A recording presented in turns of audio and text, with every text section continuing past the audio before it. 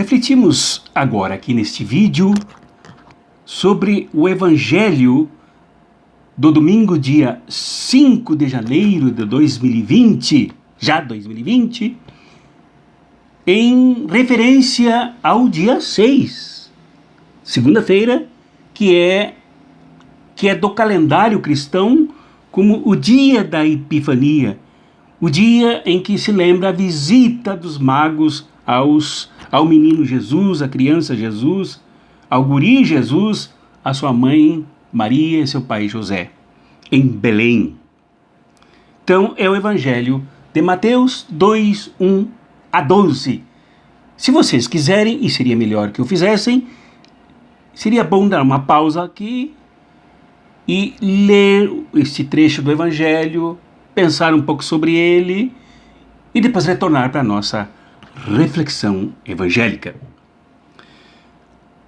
Alinho aqui 3 pontos nesta reflexão sobre a visita dos magos ao menino Jesus, a Maria e a José, que, diferentemente da narrativa de Lucas, aqui em Mateus não aparece numa manjedoura, mas numa casa que recebe a visita desses 3 estudiosos das estrelas, dos astros, ou adoradores também, ou as duas coisas, das estrelas e dos astros, em nome de outras culturas que não a cultura do Oriente Médio ou as culturas que integravam a Palestina nos dias do nascimento de Jesus. São 3 lições extremamente ricas e que devem ser atualizadas para nós hoje.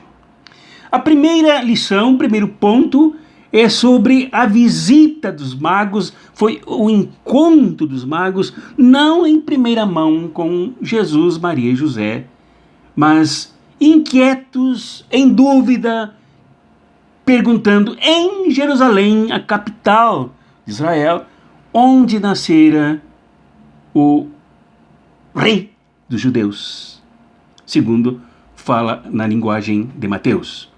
E perguntou então para os sacerdotes do templo, perguntou para os fariseus, perguntaram para os sacerdotes, para os fariseus, para os saduceus, e até para Herodes, onde nascera o rei dos judeus.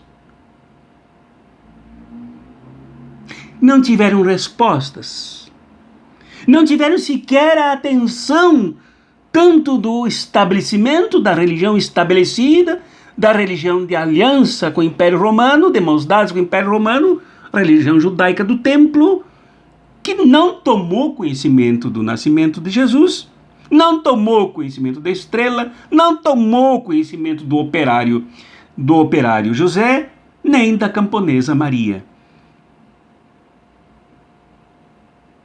E Herodes, além de não dar importância a esta epifania, esta manifestação de Deus, epifania quer dizer manifestação, ele não ia dar atenção para um deusinho que nasce numa criança, lá numa cidade pequena, periférica, um pouco distante de Jerusalém, mas sem nenhuma importância em Israel e na Palestina.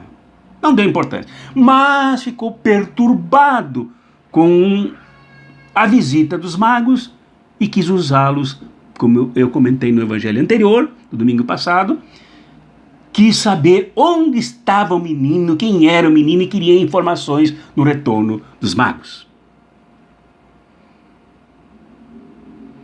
Os poderosos, os assassinos cruéis, estilo Herodes, que usava os cavalos de ventas abertas, os potros de guerra, os soldados desalmados, treinados para matar, que usava o sistema estatal sanguinário, explorador, opressor, invasor dos povos para massacrar, matar e sangrar as pessoas, até mesmo as crianças, estes ignoram este brilho, esta manifestação, esta glória de Deus que não se dá no palácio, nem no templo, e nem nas sabedorias dos estudiosos, como fariseus, saduceus e sacerdotes.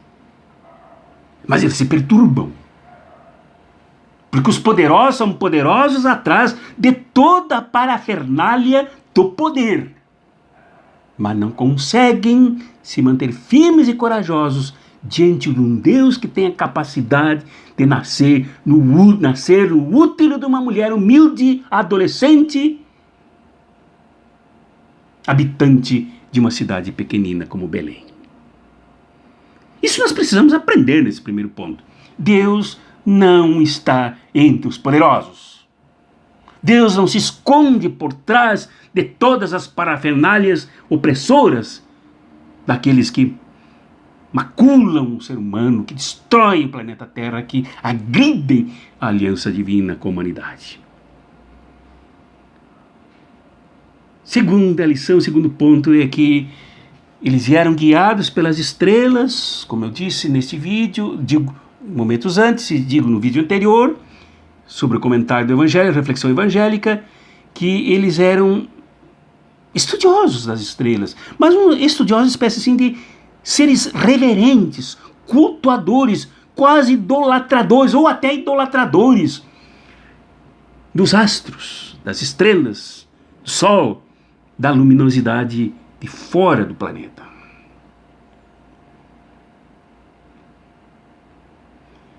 E eles seguem a estrela com essa intenção. Eles fazem a pergunta: onde nasceu o rei dos judeus? Seguindo a estrela. E essa era uma discussão muito forte, que já se dava lá em Gênesis. E aqueles que estudam a Bíblia de fato, não aqueles que arrancam versículos da Bíblia para atender seus interesses, sabem que Gênesis foi o último livro do Velho Testamento a ser escrito e foi redigido por um grupo de teólogos e estudiosos na Babilônia. E uma das grandes discussões dos autores do Gênesis era com a criação das estrelas, do Sol. Antes adorados como seres divinos, seres detentores de luzes divinas. Agora, de acordo com Gênesis, relativizados, secundarizados, colocados na posição de servidores como luminárias dependuradas no céu, e não divindades. Então, o que faz Mateus aqui? Ele mostra os homens seguindo a estrela, adorando a estrela, encantados pela estrela, e depois como que apaga a estrela, e eles se perdem da estrela, perguntando para os poderosos onde nasceu o rei dos judeus, porque não tinham mais estrela como referência. Eles só encontraram, e aqui vem a terceira lição, eles só reencontraram a estrela quando eles consultaram os que leram o Velho Testamento, o encontro principalmente com os profetas. E foi aí a única contribuição que eles receberam dos fariseus, e lá a referência do nascimento do Messias em Belém. Em outras palavras, somente os profetas, aqueles que têm compromisso profundo com a aliança que liberta os pobres, que identifica onde Deus age, onde, de que lado Deus está, onde, com quem Deus está. E não é ao lado dos poderosos, é bom que você repita, não é ao lado do palácio, não é dentro do palácio e nem mesmo dentro do templo, onde se realiza o culto idólatra de um Deus que foi destacado de Deus, colocado uma máscara de poderoso nele, e se procedeu ao abandono da antiga aliança que libertou os pobres em direção à terra prometida. Não. Os profetas pediram a volta à aliança, pediram a volta ao projeto do Messias, que é o libertador, que não está nesses ambientes todos de brilho absolutamente ofuscador da salvação, da libertação, da dignidade do ser humano. E remete os pastores, os magos em direção a Belém. E a estrela acende de novo, e eles encontram a criança numa casa, encontram José numa casa, Maria numa casa, em Belém, sob a orientação profética. Os profetas não só criticam, os profetas não só denunciam os responsáveis, como Herodes, como o templo pecador, herético, que abandonou o verdadeiro Deus do culto para ficar com um culto que não é mais de Deus. Os profetas, então, indicam também o caminho correto da justiça, onde encontrar Deus. E Deus está em Belém.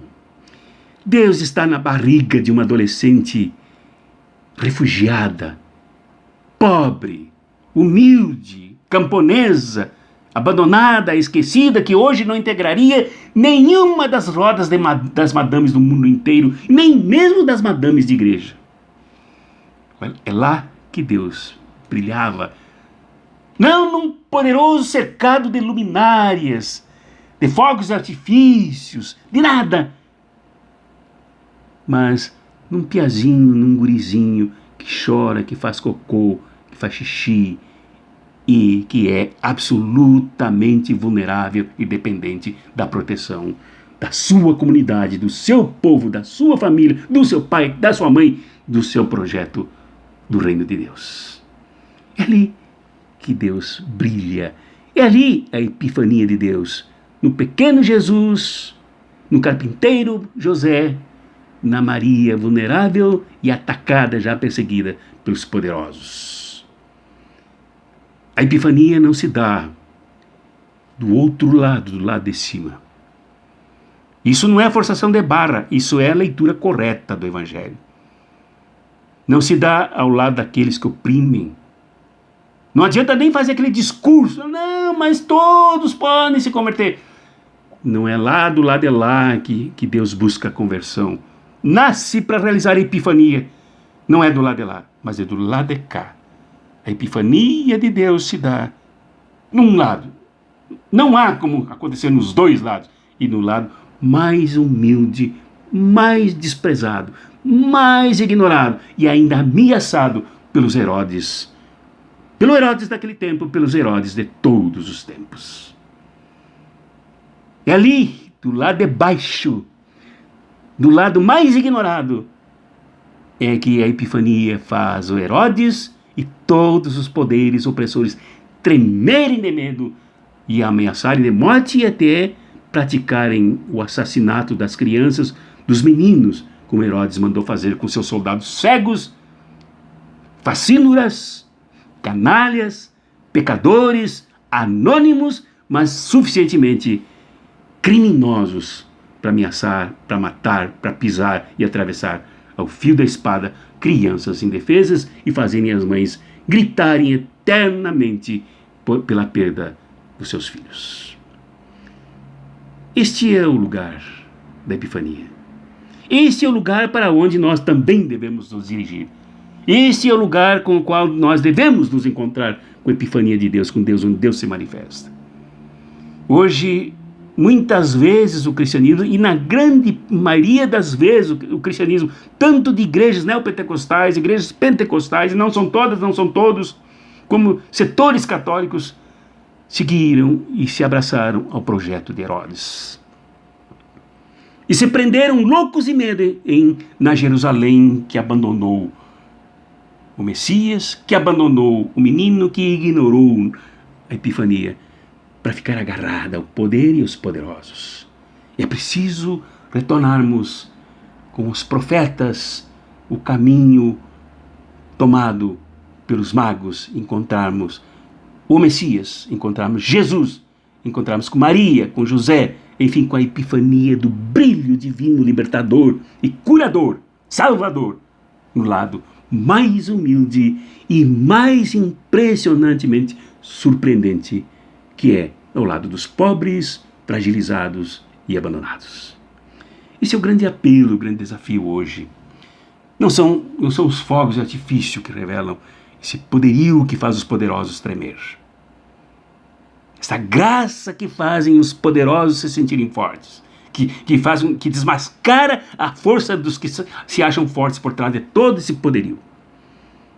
Não é através dos fogos de artifício, não é através das estrelas, não é através do poderio de Estado usado pelos poderosos que assaltam o Estado para perseguir Maria, José e Jesus, hoje também. Não é pela emissão e transmissão de redes sociais, de redes de internet, por rede de televisão, de rádio, que a epifania brilha. A epifania de Deus, o Deus que brilha, o Deus que se manifesta, está ao lado daqueles que são pobres e lá onde Deus mais se faz forte entre nós. Essa é a mensagem que nós devemos abraçar. Esse é o projeto indicado pelos profetas que nós devemos abraçar. E não a religião alienada, alienante, aquela que manda, que pede e pede e pede para Deus de fazer, mas ela continua, e os seus pastores, bispos, sacerdotes, servidores, continuam de mãos dadas, se beneficiando do Herodes, da espada do Herodes e do sangue que Herodes manda sangrar dos mais pobres. Essa é a epifania, esse é o nosso caminho. É por aí que devemos seguir. Este é o chamado para ti, este é o chamado para mim, este é o chamado para nós.